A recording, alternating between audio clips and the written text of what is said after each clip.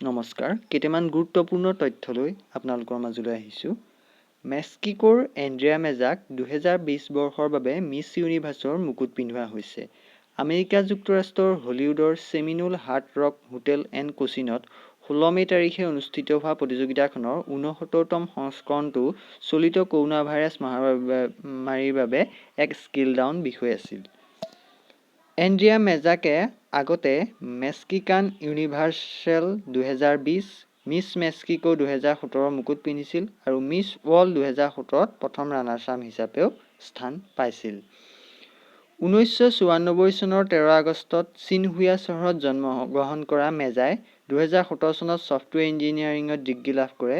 তেওঁ মেক্সিকোত ছফ্টৱেৰ অভিযন্তা হিচাপে কাম কৰা আৰম্ভ কৰিছিল, লগতে এক মডেল হিচাপে তেওঁৰ কেৰিয়াৰ অনুসৰণ কৰিছিল। আনহাতে 28 বছৰীয়া ব্ৰাজিলৰ জুলিয়া গামা ৰাণাৰ্ছ-আপ হিচাপে আত্মপ্ৰকাশ কৰে আৰু পেৰুৰ 27 বছৰীয়া জেনিক মেছেটাই সৌন্দৰ্য প্ৰতিযোগিতাখনত তৃতীয় স্থান লাভ কৰে।